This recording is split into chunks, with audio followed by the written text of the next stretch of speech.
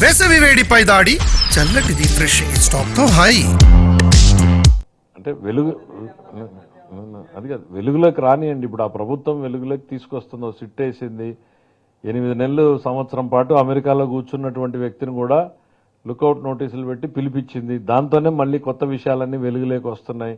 ఏదో ప్రైవేట్ సెంటర్లో ఎక్విప్మెంట్ పెట్టారు, ఏదో గవర్నమెంట్ చేయడం కాదు, ప్రైవేట్ ఇళ్లల్లో పెట్టారని ఆ ఇంటి దగ్గర పోయి అప్పుడున్నటువంటి ముఖ్యమంత్రి గారి ఇంటి చుట్టూ పెట్టి ఆయన ఏం మాట్లాడుకుంటున్నాడో ఆ రోజున్న ప్రతిపక్ష నాయకుడు తెలంగాణలో రేవంత్ రెడ్డి గారి ఇంటి చుట్టూ పెట్టారని, ఇంకో మంత్రి ఇంట్లో ఎక్విప్మెంట్ పెట్టి ఇవన్నీ చేశారని రకరకాల కథనాలు వింటున్నాం. రానియండి, రిపోర్ట్ వచ్చిన తర్వాత చూద్దాం ఏం జరుగుతాయి అనేటువంటిది. అంత సార్ ఇంకా పూర్తి వివరాలు రావాలి. ఫోన్ ట్యాపింగ్ అదే చెల్లెల్ది కన్ఫర్మ్డ్, ఇంకా ఎన్ని వస్తాయో బయటికి అంటున్నా. చూద్దాం, అంటే ఫుల్ రిపోర్ట్ రానియండి. ఇప్పుడు మీ కథనాల ద్వారానే మేము కూడా తెలుసుకున్నాం. Let the total details come out. Appropriate టైంలో ఏం చేయాలో చూద్దాం దాని మీద.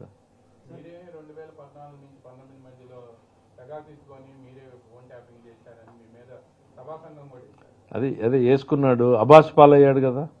వచ్చి అదే సభా సంఘంలోనే ఆఫీసర్లు నెగిటివ్ స్టేట్మెంట్ ఇస్తే ఆ సభా సంఘాన్ని అతిగతి లేకుండా పోయింది కదా. ఓ హంగామా చేసి ఏమేమో చేశాడు. అది ఉంటే కదా, అసలు ఏమీ లేదు కాబట్టి ఆఫీసర్లు స్టేట్మెంట్లు ఇచ్చేటప్పటికి మడిచి ఆ సభా సంఘాన్ని కూడా చుట్టపుట్టేశారు.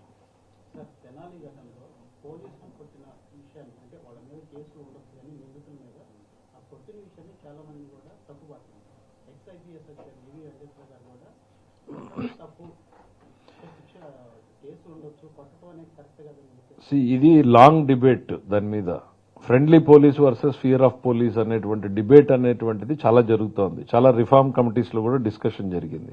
పోలీసులు ఎంతవరకు ఫ్రెండ్లీగా ఉండాలి, ఎంత మేరకు పోలీసులు అంటే ఫియర్ ఉండాలి అనేటువంటి చర్చ.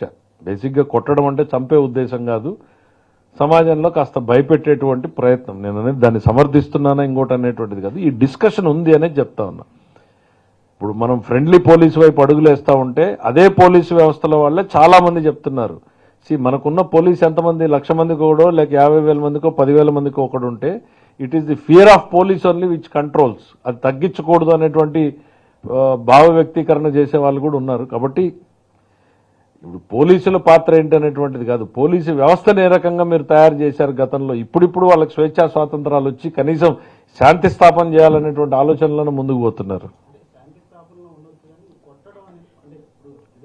అంటే ఆ స్పెసిఫిక్ ఇన్సిడెంట్ మీద నేను అంత డీటెయిల్గా పోలేదు, కానీ బేసిక్గా పొలిటికల్ యాక్టివిటీలో జగన్మోహన్ రెడ్డి గారు ఏమి సందేశాన్ని ఇస్తున్నాడు అనేదే మనకు most important lesson for the day. Thank you.